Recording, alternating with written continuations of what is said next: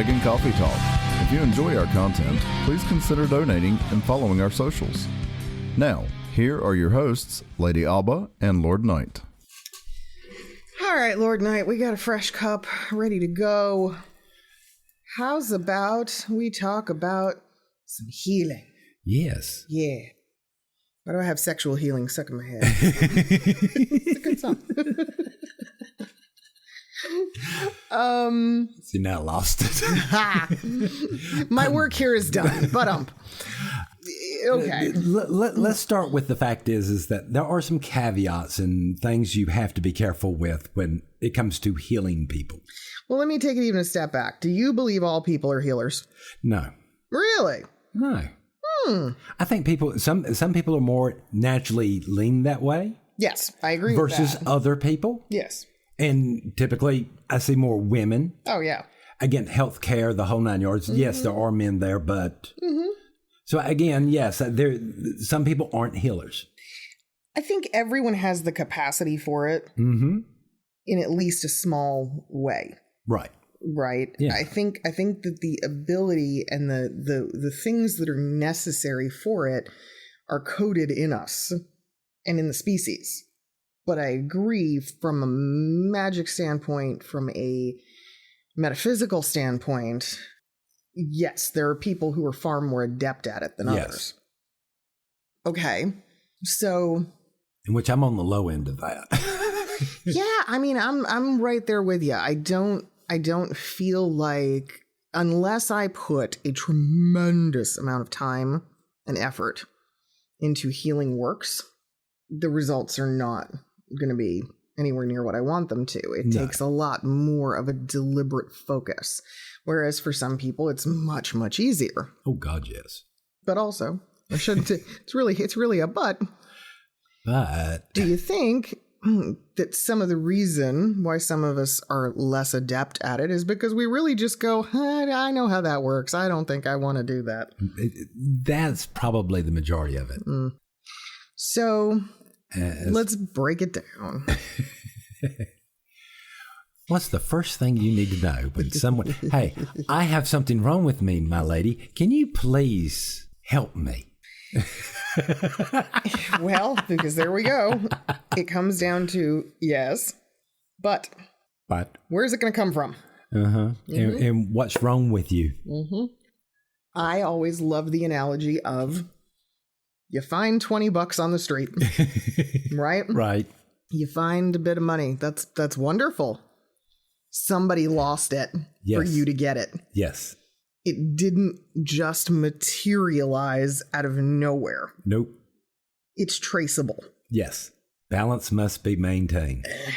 And that $20 that you found, the question becomes, for you, it might just be cool. This is $20 I didn't have. This is awesome. And for the person that lost it, oh, damn, how am I feeding my family the rest of the week? Catastrophic. Exactly. And that's how healing works. Yes, it really does. Yep. Sometimes, what you're investing yourself in can be, that the results can be catastrophic for you if you don't know everything else that could be going on behind the scenes. So, what are we talking about? Okay. I'm sorry. Our elders fall apart. Yes. Literally. I mean, piece by piece. Inch by inch. It is watching them decay in a way that is a little bit, I believe, more extreme than what we see in other circles. And yet, because there's an irony to this. Our elders are active and functioning until almost the day that they die. Yep. And it's like they're dragging a body that no longer wants to cooperate. But the thing that animates them is still kicking. Yep. And it's very, very intense to watch. And I do think that a lot of that wear and tear, it has a lot to do with ritual practices, energy works, healings, everything that they've put into circle for as many years as they have. I would 100% agree with you. So then It starts to become, where is it too challenging? Where is it too much? I mean, you and I, on the rare times that we do engage in those sorts of practices, we've both been guilty of saying things like, what's a few years off the end? It's fine. Will I really miss March? Yeah. Because that's one of the ways we look at it, right? Investing in the time and the care to help heal somebody else is actually shortening your own lifespan. Because again, it has to come from somewhere. Mm-hmm. Yeah. And then sometimes we wonder, are we actually giving up healing tissue? Are we actually giving up elements of our own health in exchange for someone else's? Yeah. Are our sicknesses and ailments popping up earlier than what they should? As a result, yeah. It's the same way. It's messed up, but it's the same way that transplants work. Yes. Yeah. Someone has to die for you to get a transplant. Mm-hmm. Someone else has to give the ultimate sacrifice for you to get a heart, a lung, a kidney. Well, maybe not always a kidney, but you get my point. Yeah. That's intense when we think about it. Mm-hmm. Why would magic be any different? It wouldn't. Yeah. So, where do we caution? Is the person terminal? Right? Right. If death is imminent, and I don't mean in the big picture, right? It's imminent for all of us, But if it's we all have a date with that person. Yes. If it's imminent soon, now, what can we do? What is possible? You can be creative about easing suffering. We can introduce some methods that might not be the norm for Western medicine. Right. Now they're becoming more and more common. I mean, look, we were the first ones to sneak people weed. There's no doubt about it. Oh, God, yeah. Yeah. Here, eat this. Here. Chew this root. Yeah, right? And Drink this tincture. If it stimulates your appetite and it keeps somebody going a few more weeks because you were able to get them to eat, that's wonderful. But you're not trying to take it away. You're simply trying to ease the transition. Right. Because you're not going to stop that. No. It's like holding back a tsunami. It would be pointless. Then on the other hand, we go, okay, what about illnesses, diseases? Mm-hmm. What's reasonable and what's not? Then you have to ask yourself, if you're giving up part of your life to heal someone else, right? Mm-hmm. How important does that person have to be? I mean, to be honest, do you see what I'm saying? Absolutely. This is why most healers, right, they only work on people they know. Family, right? Unfortunately, though, what happens is because so many people descend upon healers, they find themselves giving little tiny bits more and more and more and more and more. And it's kind of like this. You've got to go, I have seen many people remove a headache. Hell, I've had it done for me. Right? Mm-hmm. And a headache, it's small, it's minor. What are you really doing? Well, you are influencing the areas, the blood vessels that are constricted, that are causing the pain, and you're taking out some of the inflammation so the blood can flow more freely and you're relieving the headache. Well, wonderful. Ibuprofen can do that too. But you get what I mean? Yeah. Sometimes that's fine. But if you do it once every few weeks, okay, well, what if you're doing it every single day? Again, it's the whole death of 1,000 paper cuts. Ooh, yeah. I mean, literally is what we are talking about. Yes.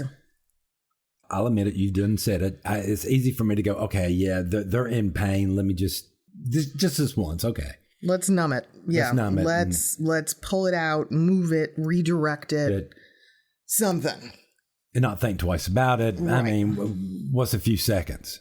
And we're also, right, many of us, we have rocks, stones, bottles, that are holding some ick. Yes. And because we gotta put it somewhere. You have to go somewhere, kiddos, and if you don't put it in something, it's going in you. So this is practical in a way. No. Are you going to take that Yicky rock and just leave it on your little shelf to sit there and slowly let that energy out? Or are you going to, my lady, just ask. Well, it's at that point you go, I have something radioactive. Yes. It's going to leach. Because again, it needs somewhere to go. It doesn't belong here. It doesn't belong in a rock. Because that's not what it affects, right? So, yes, it's a whole trickle down. It's a whole series of bigger, butterfly effects, if you will, right, that take place. A number of years back, I found something fantastic. It's a very large cigar box, and I mean very large. And it literally, it's the cigar manufacturer. It's called Omen or something, literally it's my hex box. It's gigantic. It is clear as day. Okay. If you stumble upon this, I don't know how that would happen, but if anybody would be a moron to not look at it and go, we shouldn't open that. We really should leave that alone. No. It needs to be picked up, taken outside, buried.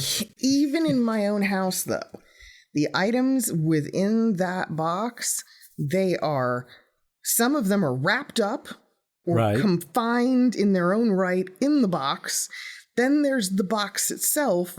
Then there's the fact that the box lives under a heavy black blanket, and that whole thing is stowed away behind a metal cage. I mean, how much more can I do, right?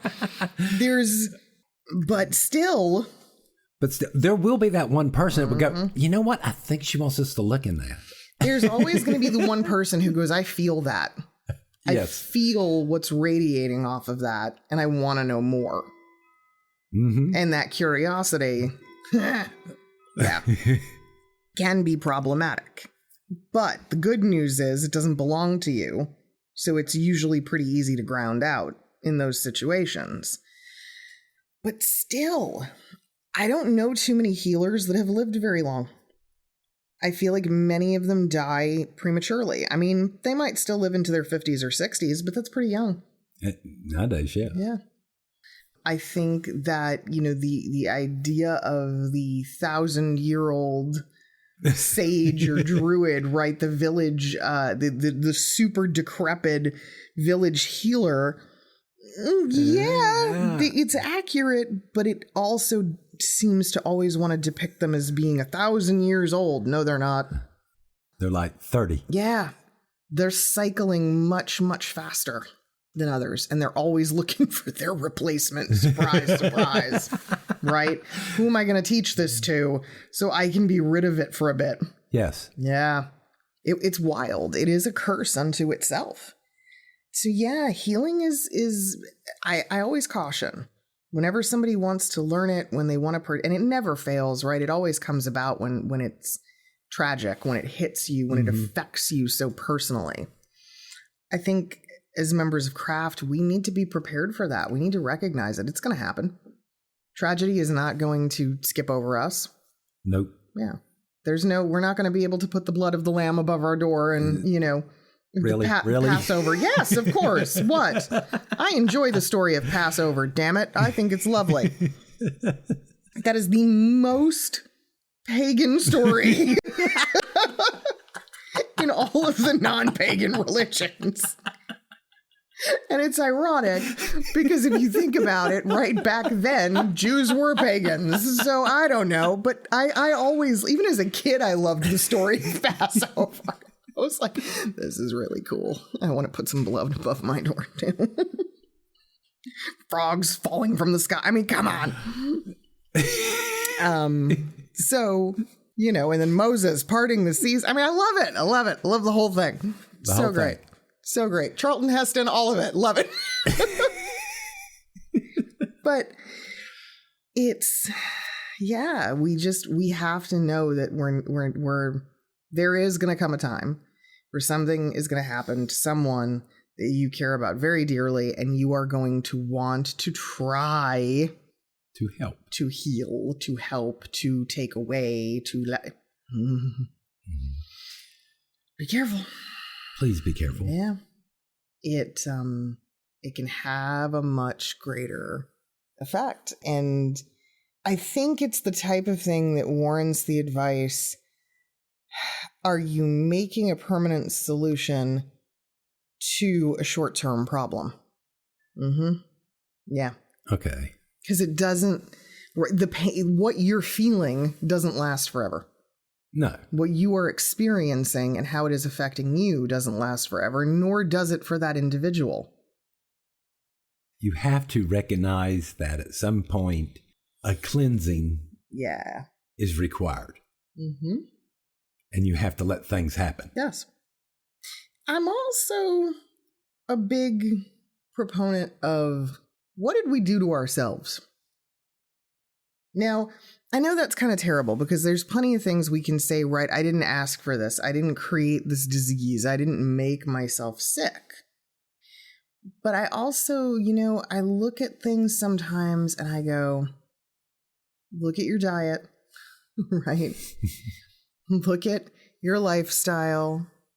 Did you contribute significantly? Based on your choices. Exactly. To the state that you're in and the illness that you are now contending with. And I'm sorry if the answer is yes, as it is for most of us, honestly, truly, then a healer should be a little less willing to intervene or to try to take action because you can't undo. Right? Right. How do you undo 40 years of someone eating nothing but sugar and drinking soda and then ending up with diabetes and, they're potentially about to lose a foot? You can't. I mean, what do you do just to that person that don't overeat, but they just abuse their body over and over and over again? Sure. There's so many contributing factors where it makes more sense, I think, much like doctors, right? I can get it much like Western medicine. If you are wanting to be in the healing sector of craft, prevention, yes, education, yes, that's where your skills and your talents have the ability to manifest the most good. Versus if you're just trying to Band-Aid things. Yeah, going back and cooking from scratch as much as possible. And yeah, there's so many different things. And I mean, look, I see it in our community sometimes, and I'm like, what is going on? Socioeconomics will always play a big part in craft. Yes. But it's ironic that a people that for the most part are very connected by their connection to the planet and by their connection to what the earth gives us are also in many cases very disconnected from it, either because of physical limitation or financial limitation. And no one has shown them an alternative. No one has shown them another way. It was funny because when I came in, I noticed these, oh my God, Lord Knight has the most beautiful knives right now. Y'all, I'm dying. I want them so bad. They're so pretty. Am I going to have to frisk you before you leave? Yes, absolutely. If you don't have a metal detector, you're in trouble. They're gorgeous. They're gorgeous. I'm looking at them right now. They're absolutely magnificent. And each one of them, these are culinary knives, but each one of them looks like a little miniature weapon into its own right.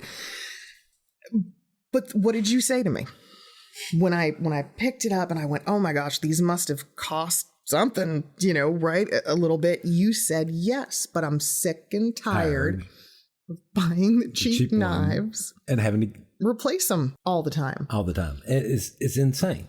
That right there is the sort of education that I'm talking about, because that can apply to anything, right? Well, you see, no. I'm going to say this. I remember a time. Stuff lasts. It's different. There's no doubt. My grandfather had the same lawnmower until I was like 16. But that's also because he knew how to fix it. He knew how to fix it. But I do, look, I will still talk about my mother and her goddamn avocado green refrigerator. Okay? My parents remodeled the entire kitchen when I was in my late teens, early 20s. Okay. Modernized it, right? We went from the full on 70s into a beautiful, modern kitchen, stainless steel, the new appliance, and that damn refrigerator. And I would go, Mom, why? This makes no sense. You have done all. And she goes, but it still works.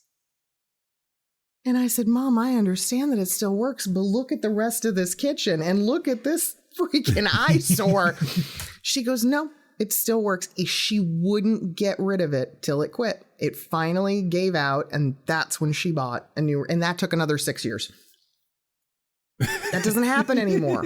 That doesn't happen anymore. No. A washing machine you bought 6 years ago just, spun its last spin. It's over. Yeah. No. It's wild. They're much more disposable, which is part of the problem. Our food is disgusting. It really is. Like, people do not realize it's processed. It's chemically altered. It's so much of what we consume. If you are not taking the measures to actually cook it yourself, right? Holy cow! I mean, don't get me wrong. I'm not the best cook, but even I can get away with this somewhat. But because part of it is, again, based on how you were raised. You didn't have those modern conveniences. There's certain things you just know how to do. We have, entire generations of people that don't know how to cook now. And, diabetes numbers are skyrocketing. And everybody wonders why. There's a direct correlation. I have seen things in younger people that are horrifying to me. I've seen people wake up and eat a Snickers bar, and I'm like, what is happening right now? Yeah. Oh, that just gave me a headache thinking about it. I know. People under the age of, 40 who wake up in the morning, we go right to our coffee, but they crack open a Red Bull. And I'm like, what are you doing? Yeah. It's creepy. It's creepy. Oh. Mm-hmm. Again, headache. But I'm sorry. Just thinking about it. I'm sorry. That makes you much harder to heal. Yes. It makes the body harder to purge. It makes it harder to cleanse. It makes it harder to do a lot of things. I mean, you got this gunk in your body. So. Oh, yeah. So, something to think about. Yeah. Healing is no joke. Proceed with caution. Oh, please. It really should come with a big warning tag. Uh-huh. Mm. And please know what in the world you're healing. Okay, can you make me some more coffee so I can play with your knives? Sure. Okay. Thanks for listening. Join us next week for another episode. Pagan Coffee Talk is brought to you by Life Temple and Seminary. Please visit us at lifetempleseminary.org for more information, as well as links to our social media: Facebook, Discord, Twitter, YouTube, and Reddit. We travel down this trodden path, a maze of stone and mire. Just hold my hand as we pass by a sea of blazing pyres. And so it is the end of our days, so walk with me till morning breaks. And so it is the end of our days, so walk with me till morning.